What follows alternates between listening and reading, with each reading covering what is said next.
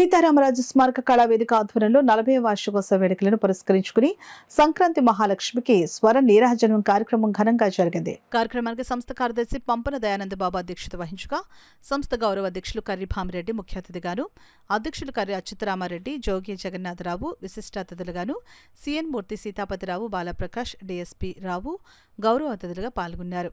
కార్యక్రమాన్ని అతిథులు జ్యోతి ప్రజ్వలన చేసి ప్రారంభించారు.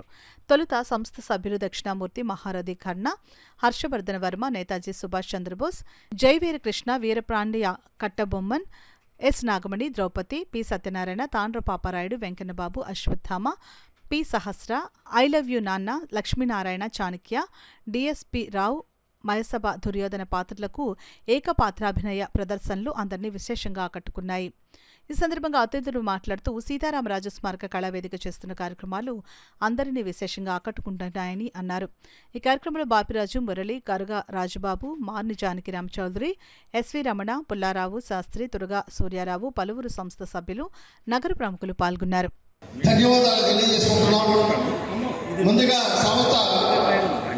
కార్యక్రమాల్లో భాగంగా 2025 సంవత్సరంలో ప్రప్రథమ కార్యక్రమం ఈరోజు మా సంస్థ కళాకారులచే 90 అద్భుతమైనటువంటి ఏకపాత్రాభినయ ప్రదర్శనలు జరుగుతున్నాయి.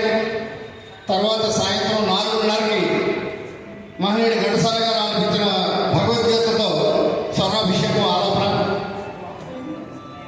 రాత్రి 7 గంటలకి అల్లూరు సీతారామరాజు విశిష్ట సాంస్కృతిక సేవా పురస్కారాన్ని chairman and founder salary institute అధినేత జి శ్యామ్ గారికి మా అందరి సమక్షంలో, రాజకీయ ప్రముఖుల అందరి సమక్షంలో కూడా వచ్చేస్తున్నారు. వారికి అవార్డు ప్రదానోత్సవం జరుగుతుంది. దేవుళ్ళకి అందరికీ కూడా మా అల్లూరు సీతారామరాజు కళావేదిక తరపున నూతన సంవత్సర మరియు సంక్రాంతి శుభాకాంక్షలు తెలియజేసుకుంటున్నాను. అలాగే ఈరోజు ఈ కార్యక్రమం డిసెంబర్లో జరగవలసి ఉంది. ఈ థియేటర్లో అందుబాటులో లేని కారణంగా ఈరోజు కార్యక్రమం నిర్వహించడం జరుగుతుంది.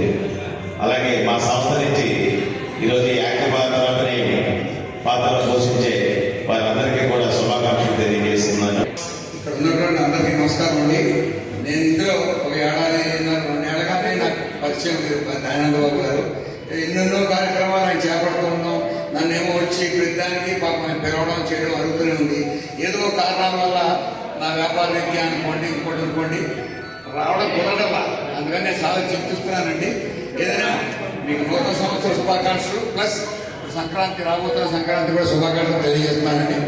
ఈ సభాముఖంగా నేను కనెక్ట్ అయినటువంటి మా ప్రెసిడెంట్ గారికి కానీ వీళ్ళకి కానీ ఓ మాట చెప్తున్నా, తప్పకుండా నేను ఇప్పుడు రిటైర్ అయ్యి బట్టి మోర్ పార్టిసిపేషన్ చేస్తానండి.